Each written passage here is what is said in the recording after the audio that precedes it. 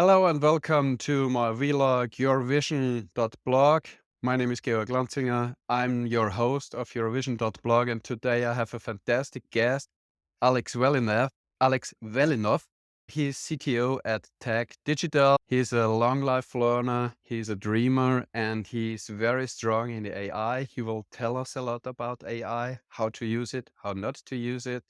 And yeah, I'm here, and today we are talking about your vision, Alex. Thanks for being here and welcome. Thanks for having me. It's great to be part of the podcast. That's really great. Alex, please tell us a little bit about yourself. A little bit about myself. So I always use this at the end because I don't think that's an interesting topic. But all right, a little bit by myself.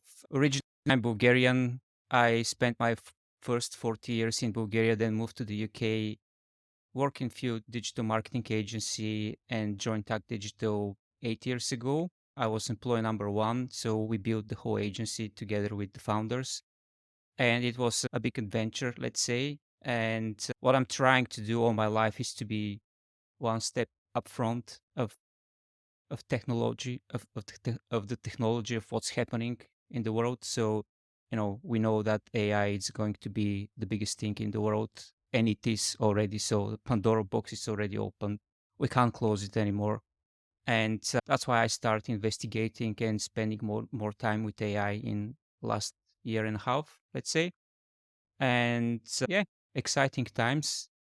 And I think that's about me from professional point of view. And then from personal, I always been a very curious mind, always been like when you're a small kid, the first thing when you get a toy is just to decompose it to see how it's done. So I always do these things like, oh, I really want to know how it works. And yeah, probably that's one of the things I've said to you. Curious mind, curiosity. It's a bigger part for me. Learning is the other part because my grandfather used to say you need to learn something every single day because if you don't learn anything today, you lost a day of your life. So I'm trying to go with that quote as much as I can. And yeah, apart from that, yeah, I'm trying to be happy as much as I can. Yes, you are. And Alex, the saying of your grandfather to learn something every day, that's very important. Also for AI, it's very important that it learns every day. You're using AI a lot. You're using it very strong. Do you have something specific how you use AI? So, as I said, I'm coming from marketing background. So on day-to-day job, most of the things are something related to operations. So running an agency or something related to actual marketing. What we're trying to do is to create a new processes, inject AI into these processes, and be able to, you know, shortcut some of the job we're doing and do it better if possible. Of course, that comes with challenges because all the tools at the moment are new. They're still kind of in a testing beta mode, so there's a lot of challenges of get things done properly, let's say. And if something's working today, it might not working tomorrow, so you need to fix it. So that's kind of our day-to-day challenges, which is interesting because you learn something. And yeah, apart from that, I think I don't use too much AI in my personal life, let's say, but I'm really interested if how you can apply it not only in marketing but in any kind of business, like any kind of operations, because there is a lot of things that you can automate and also inject AI. For example, like a simple business communication can you can use AI, inject AI into the process to help you draft emails, to help you draft sequence of emails, let's say if you do email marketing, and there's just the possibilities are enormous. So, what do you think will be the biggest impact in your industry with AI? In my industry, in marketing, Yes. that's a very controversial topic, I'll say. Probably people wouldn't like to hear what I'm thinking. So what I see at the moment is that all marketing platform they're moving into direction to have a broad targeting, a broad way to target audiences. So if we go 5 years back, we was doing so niche and targeting options, criteria, or targeting way for a specific audience that it was really very, very narrow. Now the platforms are pushing the users of the platforms, agencies and clients and businesses to do a broad targeting across everything, Google, Meta, TikTok, simply because they have a very good algorithms at the back end, which are machine learning that can find the right audience, spend your money in the best way. So taking this into consideration, I think the shift is going to be to like a less management of the accounts, less management of the actual spend and actual account, rather than having more strategic approach of what platforms to use and how to utilize your budget in the best way. And I think in time, probably some of those jobs are going to just disappear because they're just going to be replaced by AI at the back end of the platforms. But there's one but. There's one thing that never going to be replaced, and that's people love to do business with people. That's that's not going to change, because if you run a business and if you want someone to help you with your marketing, with your campaign, you're still going to go to an agency, and that's a real connection between people from the agency that have a they know the platforms, they know the strategies, and they are part of your wider team. So this connection cannot be replaced by I believe. And then that's where will, I assume, will be a shift in these jobs. So there will be more AI on a practical, technical level on platforms, but also there will be shift to more strategic approach to marketing and more account management, let's say, because as I said, people love to do business with people. That's going to be all the time. I don't believe some business want to have connection with AI, because it's not real. So I think and believe that a strong human connection will continue to grow and will be important part of the future of business, generally speaking. We are human. We need interaction with other human. That's very important for us. Yeah, exactly. Yeah. So we prefer talking to a person and not talking to a machine. Yeah, yeah, exactly. And I don't know. That that's what I think is going to happen. So a lot of jobs are changed. The actual job will be simplified one way or another, but there will be a new jobs, because if there is more AI, there are people that needs to be able to manage this AI as well. So there will be a shift in these marketing jobs to people to know how actually to communicate with AI and to use it in the best way, if that's part of the job. But also we'll still have this strong connection clients and agency that basically set together the KPIs, set together the strategy, and execute it in the best way for the client. Do you have a personal recommendation for our guests, for them who are not aware of using AI, how they should start? How they should start?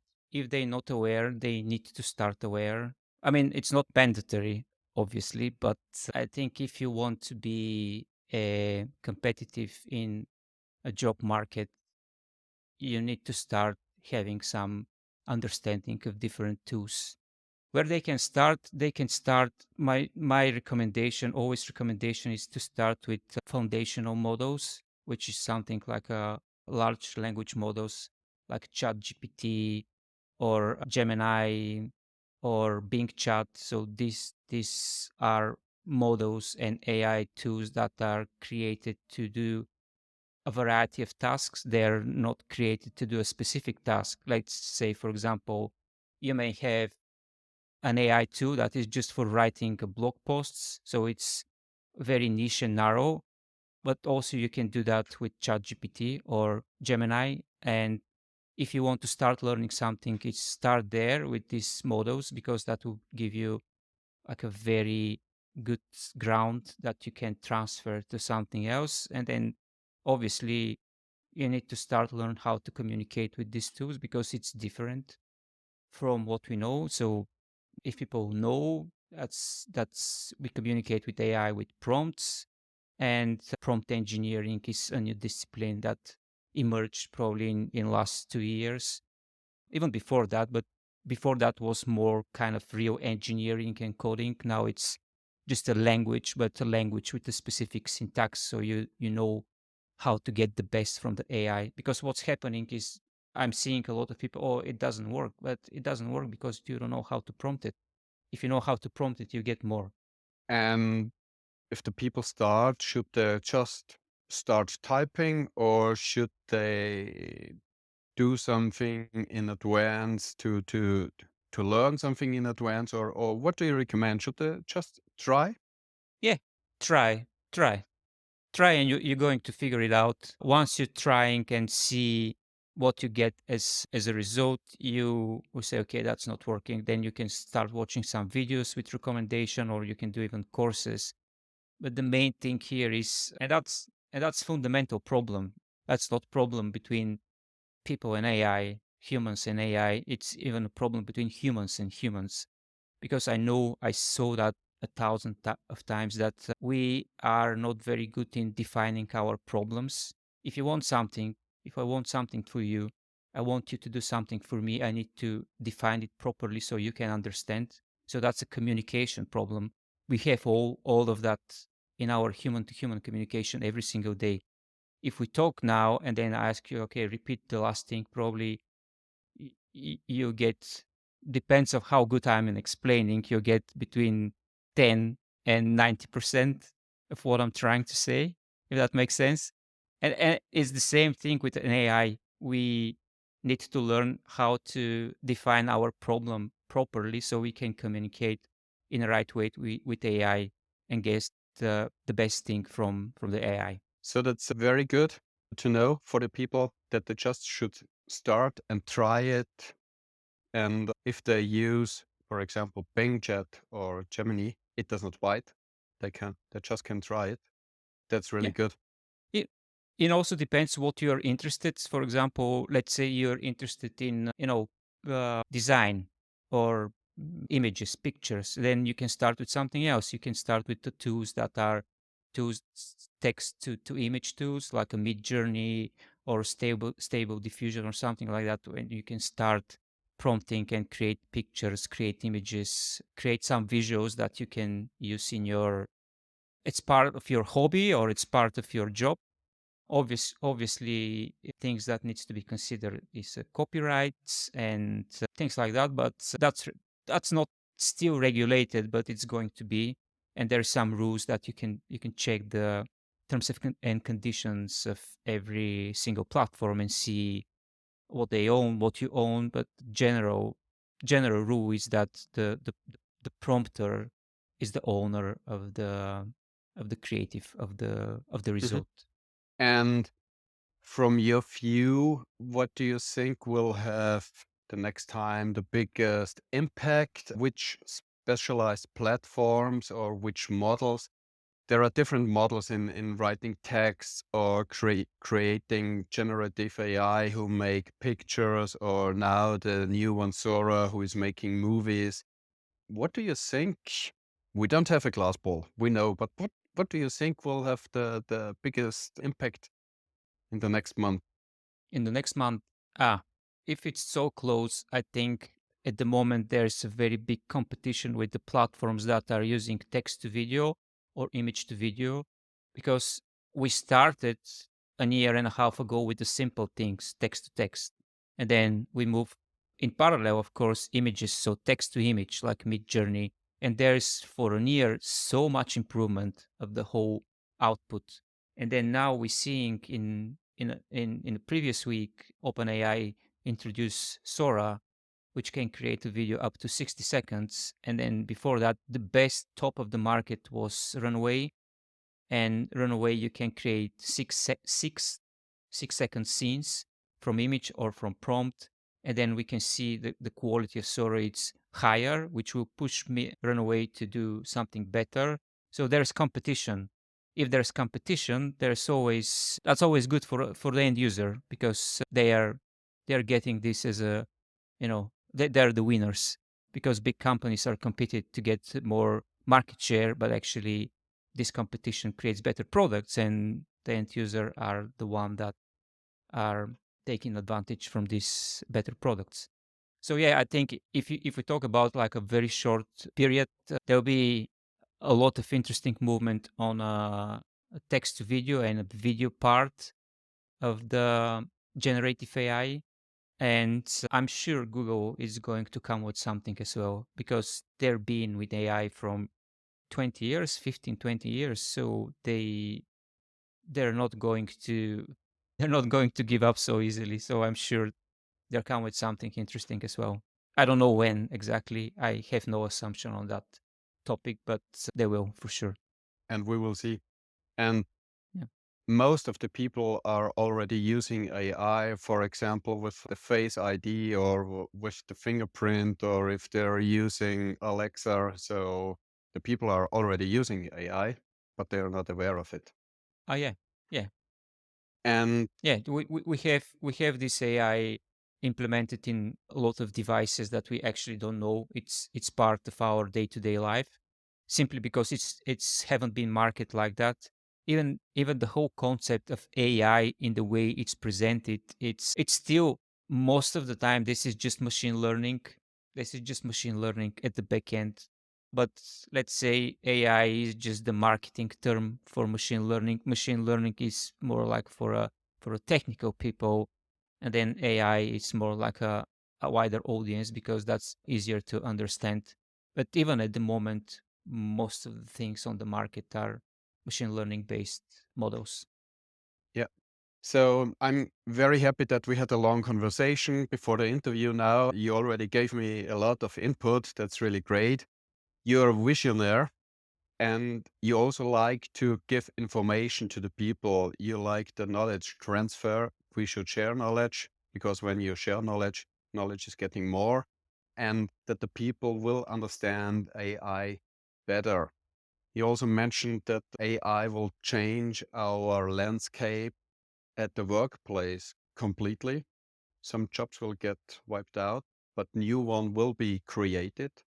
So it's important that we take care of it and that we use it. And your saying was so great to me, as you mentioned the prompter is the owner. So that means the Mhm. people should use it, should try it, that they can go with AI and use it in their private life and also in their business. Is this right? Yeah, yeah, yeah. That's all correct. I think at the moment we are still into the stage of acceptance. Let's say the first was denial, now acceptance about AI. So there's like still a resistance of people saying, "Oh, I don't want to use it. I don't like it," or "That's going to take my job." But actually, I think soon, I don't know how many people, but I hope more will embrace it and say, "Okay, let's try it and see how we can do our life better." And yeah, I think a lot of jobs are going to change. A lot of jobs are going to disappear, but also that will create a lot of brand new jobs. Like, you know, it's a very simple. Even if we forget about AI for a second, history repeats itself. So if we go back and see the previous industrial revolution, what's happened? So that's happening now in a different scale with a different thing. How for example, if you think how a dot-com era changed the way we consume information. So what's happened with the newspapers? What's happened with, with the magazines? Some of them still exist, but most of the data now it's digital. And now the same things happen with AI. So that's a next industrial revolution happening, and then that will change a lot of things. So if you think like how many new jobs there were after dot-com era, even if you go to marketing, SEO doesn't exist before Google. What is SEO? Like, it's a completely new thing. So this job, if you go back 40 years, that job doesn't exist in 80s because there was no internet. So you don't need to optimizing your content for search engines because there was no search engines.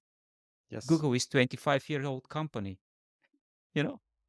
So S- you can think how many other jobs, hundreds, only from that, and then it's going to repeat now. So there will be a brand new jobs, and some jobs are going to disappear. Like, you know, it's very. I'll give you another example.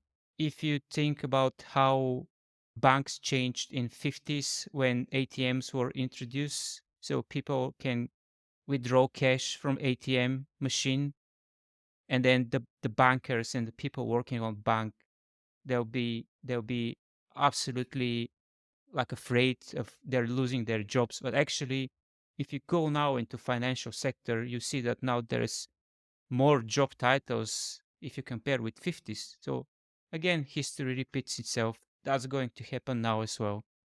Some jobs will disappear. There'll be brand new jobs. And actually, I think it's a personal thing to decide where you want to go.